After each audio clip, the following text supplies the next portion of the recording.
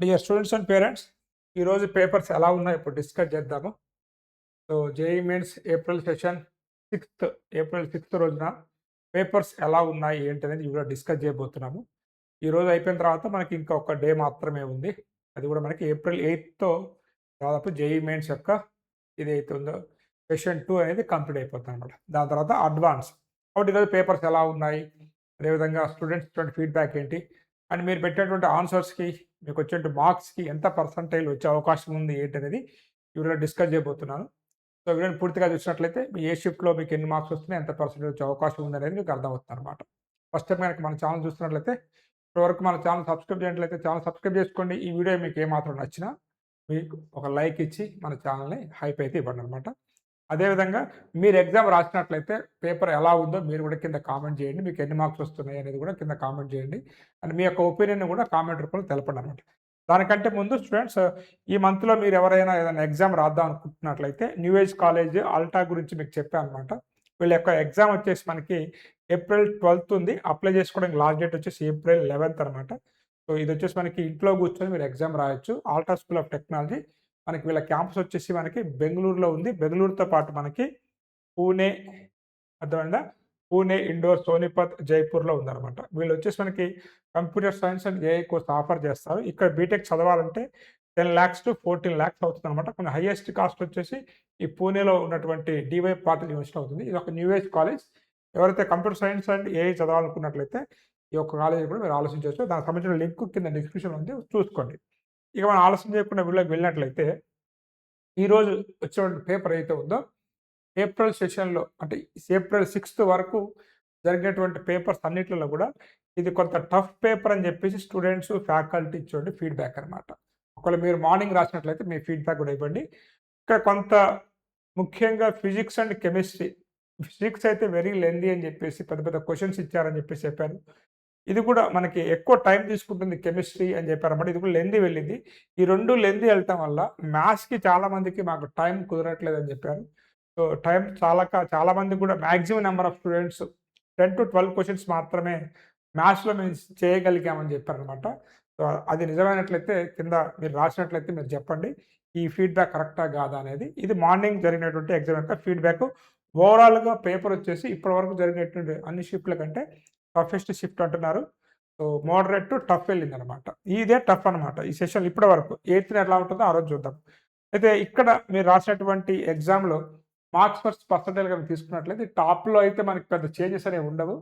So 99.5 అయితే 196 to 200, 99% అయితే 176 to 180, 98% అయితే 158 to 163, 97% అయితే 145 to 149, 96% అయితే 136 to 140, అదేవిధంగా 95% అయితే మనకి 138 to 131, 94% అయితే 17 to 121, 93% అయితే 1112 to 114, 92% అయితే 107 to 110 అనమాట. ఇక్కడ మనకి ఓపెన్ కేటగిరీ కట్ ఆఫ్ అయ్యే ఛాన్స్ ఉందన్నమాట. ఇది మార్నింగ్ షిఫ్ట్ యొక్క అనాలిసిస్. ఇక మనకి ఈవినింగ్ షిఫ్ట్ వెళ్ళినట్లయితే ఈవినింగ్ షిఫ్ట్ వచ్చేసి మనకి యాజ్ యూజువల్గా మోడరేట్ వెళ్ళింది. కొంత కెమిస్ట్రీ మోడరేట్ లెంత్ వెళ్ళింది. మ్యాథ్స్ అండ్ ఫిజిక్స్ అనేది కూడా మోడరేట్ పేపర్ అని చెప్పారనమాట. మార్నింగ్తో పోల్చినట్లయితే కొంత ఈజీ అని చెప్పుకోవచ్చు.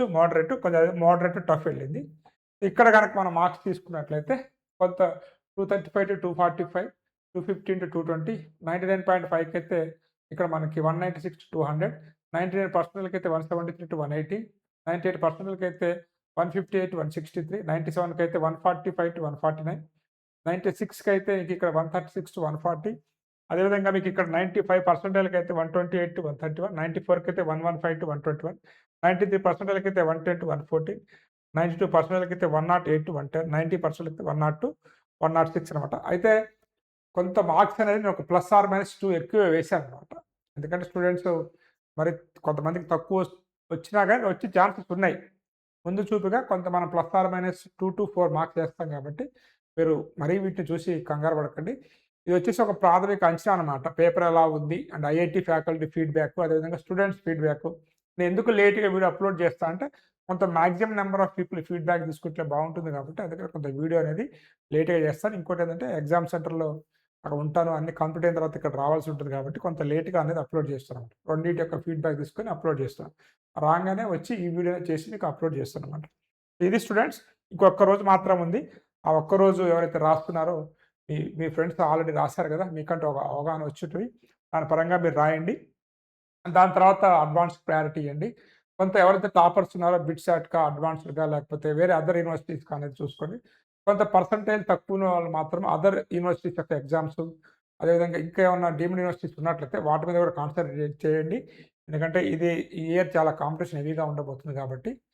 సో, మీరు యొక్క ఏదైతే ఆప్షన్స్ పెట్టుకున్నారో, మీకు ఏదైతే కాలేజ్ నచ్చుతుందో, ఆ యొక్క ఎగ్జామ్స్ అది కూడా మీరు చూసుకున్నారనమాట. అదేవిధంగా నేను కొంచెం చెప్తున్నటువంటి ఒకవేళ మీరు కంప్యూటర్ సైన్స్ అండ్ ఏఐ చదవాలనుకున్నట్లయితే నేను చెప్తున్నటువంటి కొన్ని న్యూ ఏజ్ కాలేజెస్ ఉన్నాయో, అవి ఎందుకు అన్నీ చెప్తున్నానంటే కొన్ని బడ్జెట్ ఫ్రెండ్లీ కాలేజెస్ ఉన్నాయన్నమాట. ఆల్టా అనుకోండి 10,00,000-14,00,000 అవుతుంది.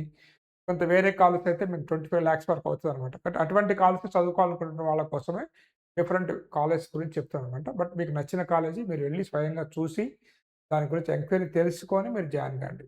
నేను చెప్పినా, ఇంకెవరు చెప్పినా మీ యొక్క వెరిఫికేషన్ లేకుండా, మీ యొక్క ఫీడ్‌బ్యాక్ పర్సనల్ తీసుకోకుండా మీరు డెసిషన్ అనేది తీసుకోవద్దు. ఎందుకంటే ఈ సోషల్ మీడియా యుగంలో మేము చెప్పింది మీరు కరెక్ట్ అనుకోకండి. మీరు కూడా స్వయంగా ఫీడ్‌బ్యాక్ తీసుకోండి. ఇది స్టూడెంట్స్ మళ్ళీ 8న జరుగుతున్నటువంటి అయితే ఎగ్జామ్ ఫీడ్‌బ్యాక్‌తో మీ ముందుకొస్తాను. అదేవిధంగా ఫర్దర్‌గా నేను ఈ మధ్యనే ఢిల్లీ, బెంగుళూరు, అదేవిధంగా మనకి యూపీ, రాజస్థాన్ ఇటన్నీ వెళ్ళొచ్చానమాట. అక్కడ కొన్ని యూనివర్సిటీస్ చూసి, అక్కడ స్టూడెంట్స్‌తో మాట్లాడాను. వీసీలతో మాట్లాడాను. చాలామంది ఏందంటే, ఈ ఆర్టిఫిషియల్ ఇంటెలిజెన్స్ యుగంలో ఇంజినీరింగ్ కాకుండా కొంత పైలట్ ప్రోగ్రామింగ్ గూడా జాయిన్ అవుదాం అనుకుంటున్నారనమాట. సో, దానికి సంబంధించినటువంటి ఇంటర్వ్యూ గూడా ఒక హెచ్ఓడితో మాట్లాడాను ఢిల్లీలో. అది గూడా మనకన్నీ వస్తా ఉంటాయి వీడియోస్ ఫ్యూచర్‌లో. కాబట్టి మన ఛానెల్ మీరు చూస్తారని, ఈ ఛానెల్ ఆదరిస్తారని కోరుకుంటూ have a nice day. All the best for your bright future. Thank you.